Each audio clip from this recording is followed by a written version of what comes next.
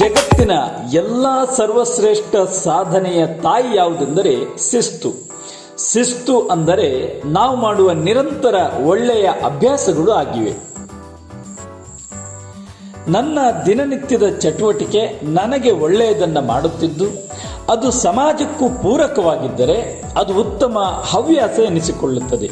ಹಾಗೆಯೇ ನನ್ನ ದಿನನಿತ್ಯದ ಚಟುವಟಿಕೆಯಿಂದ ವೈಯಕ್ತಿಕವಾಗಿ ನನಗೆ ಹಾನಿಯಾಗುತ್ತಿದ್ದು ಮುಂದೆ ಸಮಾಜಕ್ಕೂ ತೊಂದರೆಯಾಗುವಂತಿದ್ದರೆ ಅದನ್ನು ಕೆಟ್ಟ ಚಟಗಳು ಎನ್ನುತ್ತೇವೆ.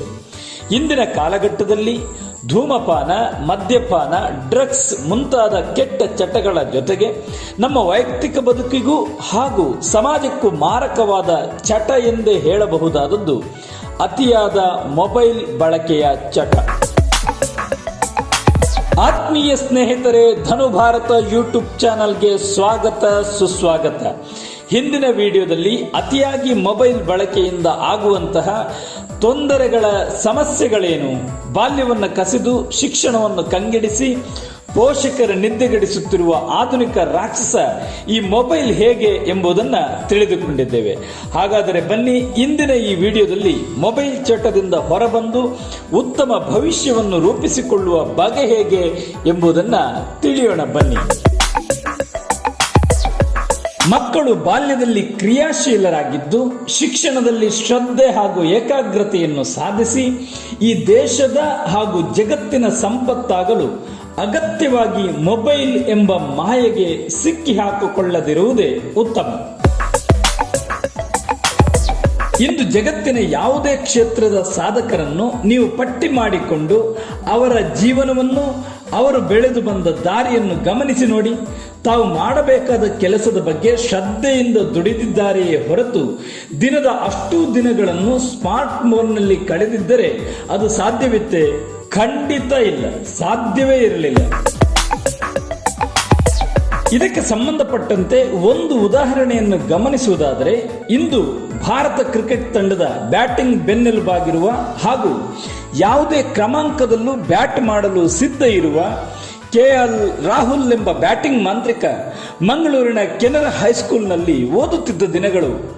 ಶನಿವಾರ ಶಾಲೆಯಿಂದ ಮನೆಗೆ ಬಂದು ಬ್ಯಾಟ್ ಪ್ಯಾಡ್ ಜೊತೆ ಮಂಗಳೂರಿನಿಂದ ಶನಿವಾರ ಬಸ್ ಹತ್ತಿದರೆ ಆದಿತ್ಯವಾರ ಬೆಳಿಗ್ಗೆ ಬೆಂಗಳೂರು ತಲುಪಿ ಬಿಡುತ್ತಿದ್ದ.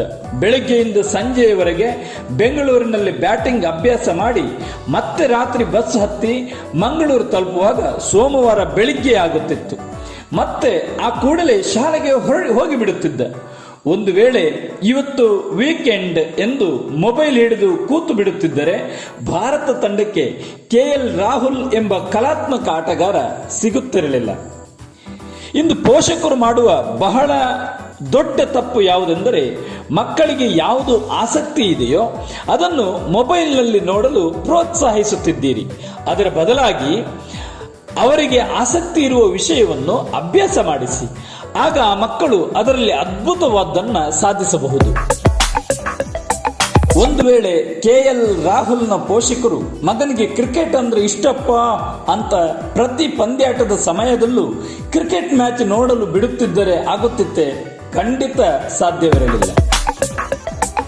ಹೀಗೆ ಆಸಕ್ತಿಯ ವಿಷಯಗಳನ್ನು ನಿರಂತರವಾಗಿ ಅಭ್ಯಾಸ ಮಾಡಿ ಗೆದ್ದ ಸಾಧಕರು ಹಲವಾರು ಮಂದಿ. ಇಲ್ಲಿ ಕೆಎಲ್ ರಾಹುಲ್ರನ್ನಷ್ಟೇ ಮಾತ್ರ ನಾನು ಹೇಳಿದ್ದೇನೆ, ಪ್ರತಿ ಕ್ಷೇತ್ರದಲ್ಲೂ ಇದ್ದಾರೆ. ಅದು ಸಿನಿಮಾ, ಕ್ರೀಡೆ, ಕಲಾಕ್ಷೇತ್ರ. ಶ್ರದ್ಧೆಯಿಂದ ಓದಿ IAS IPSಗಳು, ದಕ್ಷ ಅಧಿಕಾರಿಗಳು ಆದವರು ಇದ್ದಾರೆ. ಸ್ನೇಹಿತರೆ, ಮೊಬೈಲ್ ಚಟ ಬಿಡಲು ನಾವೇನು ಮಾಡಬೇಕು ಎಂಬುದನ್ನು ಗಂಭೀರವಾಗಿ ಇವತ್ತು ಪರಿಗಣಿಸಬೇಕಾದ ಅಗತ್ಯ ಇದೆ. ಹಾಗಾದರೆ ಮೊಬೈಲ್ ಚಟ ಬಿಡಲು ನಾವೇನು ಮಾಡಬೇಕು ಎಂಬುದನ್ನು ತಿಳಿಯೋಣ ಬನ್ನಿ. ಮೊದಲನೆಯದಾಗಿ, ಸ್ಮಾರ್ಟ್ ಫೋನ್ ಹೆಚ್ಚು ಹೊತ್ತು ನೋಡುವುದರಿಂದ ಆಗುವ ಮಾನಸಿಕ ಹಾಗೂ ದೈಹಿಕ ಹಾನಿಗಳ ಬಗ್ಗೆ ಮಕ್ಕಳಿಗೆ ಮನವರಿಕೆ ಮಾಡಿಕೊಡಬೇಕು. ಕೆಲವೊಮ್ಮೆ ಅನಿವಾರ್ಯವಾದಲ್ಲಿ ಮೊಬೈಲ್ ಕೊಡಲೇಬೇಕು ಎಂಬ ಸಂದರ್ಭ ಬಂದಾಗ ಟೈಮರ್ ಸೆಟ್ ಮಾಡಿ ಇಷ್ಟೇ ಅವಧಿ ಎಂದು ಸೀಮಿತಗೊಳಿಸಿ. ಸ್ಮಾರ್ಟ್ ಫೋನ್ ನೀಡದಿದ್ದಾಗ ಮಕ್ಕಳು ಹಠ ಮಾಡಿದರೆ ಸ್ವಲ್ಪ ಹೊತ್ತು ಸಂಯಮದಿಂದ ಕಾದು ಆ ಬಳಿಕ ಅವರಿಗೆ ಪ್ರೀತಿಯಿಂದ ಮನವರಿಕೆ ಮಾಡಿ ಕೊಡಲೇಬೇಕಾದುದು ಪೋಷಕರ ಜವಾಬ್ದಾರಿ. ಎರಡನೆಯ ವಿಷಯವೇನೆಂದರೆ ಮಕ್ಕಳು ಕ್ರಿಯಾತ್ಮಕ ಚಟುವಟಿಕೆಗಳಾದ ಚಿತ್ರ ಬಿಡಿಸುವುದು, ಕ್ರಾಫ್ಟ್ ತಯಾರಿ ಮಾಡುವುದು, ರಂಗೋಲಿ, ನೃತ್ಯ ಇವೇ ಮುಂತಾದ ಹಾಗೂ ಜ್ಞಾನಕ್ಕೆ ಸಂಬಂಧಿಸಿದ ಚಟುವಟಿಕೆಗಳಿಗೆ ಒಂದು ನಿರ್ದಿಷ್ಟ ಸಮಯವನ್ನ ಆ ದಿನದಲ್ಲಿ ನಿಗದಿ ಮಾಡಿ ಮಕ್ಕಳು ಅದರಲ್ಲಿ ಆಸಕ್ತಿಯಿಂದ ತೊಡಗಿಸಿಕೊಳ್ಳುವಂತೆ ಮಾಡಿದರೆ ಕ್ರಮೇಣ ಸ್ಮಾರ್ಟ್ ಫೋನ್ಗಳಲ್ಲಿ ಕಳೆಯುವ ಸಮಯ ಕಡಿಮೆಯಾಗಬಹುದು. ಸೃಜನಾತ್ಮಕ ಚಟುವಟಿಕೆಗಳಿಂದ ಬಾಲ್ಯದ ಲವಲವಿಕೆಯೂ ಹೆಚ್ಚಾಗುವ ಸಾಧ್ಯತೆ ಇದೆ. ಮೂರನೆಯ ಅಂಶ ಏನೆಂದರೆ ಮಕ್ಕಳು ಯಾವಾಗಲೂ ದೊಡ್ಡವರನ್ನು ನೋಡಿ ಕಲಿಯುವರು ಮತ್ತು ಪೋಷಕರು ಯಾವತ್ತಿಗೂ ಅವರಿಗೆ ಪ್ರೇರಣೆ ಆಗಿರುವರು. ನಿಮ್ಮ ಪ್ರತಿಯೊಂದು ಚಟುವಟಿಕೆ ಹಾಗೂ ದಿನಚರಿಯ ಬಗ್ಗೆ ತುಂಬಾ ಎಚ್ಚರಿಕೆ ವಹಿಸಬೇಕು. ನೀವು ಯಾವಾಗಲೂ ಮೊಬೈಲ್ನಲ್ಲಿ ನೇತಾಡುತ್ತಿದ್ದರೆ ಮಕ್ಕಳು ಅದರಿಂದ ದೂರವಿರಬೇಕು ಎಂದು ಯಾವತ್ತಿಗೂ ನಿರೀಕ್ಷೆ ಮಾಡಬೇಡಿ. ನೀವು ಯಾವತ್ತಿಗೂ ಮಕ್ಕಳಿಗೆ ಮಾದರಿಯಾಗಿರಬೇಕು. ಪೋಷಕರು ಆದಷ್ಟು ಹೆಚ್ಚು ಹೊರಗಿನ ಚಟುವಟಿಕೆಗಳಲ್ಲಿ ತೊಡಗಿಸಿಕೊಳ್ಳಿ. ಆಡುವುದು, ಈಜುವುದು, ಸೈಕ್ಲಿಂಗ್ ಮತ್ತು ಓಟ ಇತ್ಯಾದಿ ಹೊರಾಂಗಣ ಚಟುವಟಿಕೆಗಳಲ್ಲಿ ನಿಮ್ಮನ್ನು ತೊಡಗಿಸಿಕೊಳ್ಳಿ ಮತ್ತು ಮಕ್ಕಳಿಗೂ ಇದನ್ನು ಕಲಿಸಿ. ಮಕ್ಕಳು ಹೊರಾಂಗಣ ಆಟವಾಡಿದರೆ ದೈಹಿಕವಾಗಿಯೂ ಅವರಿಗೆ ಹೆಚ್ಚು ವ್ಯಾಯಾಮ ಸಿಗುತ್ತದೆ.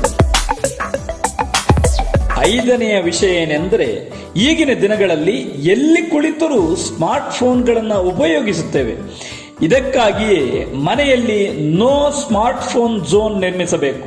ಮಲಗುವ ಕೋಣೆ, ಡೈನಿಂಗ್ ಟೇಬಲ್, ಸ್ಟಡಿ ರೂಮ್ ಹೀಗೆ ಹಲವು ಸ್ಥಳಗಳಲ್ಲಿ ಸ್ಮಾರ್ಟ್ ಫೋನ್ ಬಳಕೆಯನ್ನ ಕಡ್ಡಾಯವಾಗಿ ಪೋಷಕರು ನಿಲ್ಲಿಸಿದರೆ ಅದು ಮಗುವಿನ ಮೇಲೆಯೂ ಕೂಡ ಒಳ್ಳೆಯ ಪರಿಣಾಮವನ್ನ ಉಂಟು ಮಾಡಬಹುದು.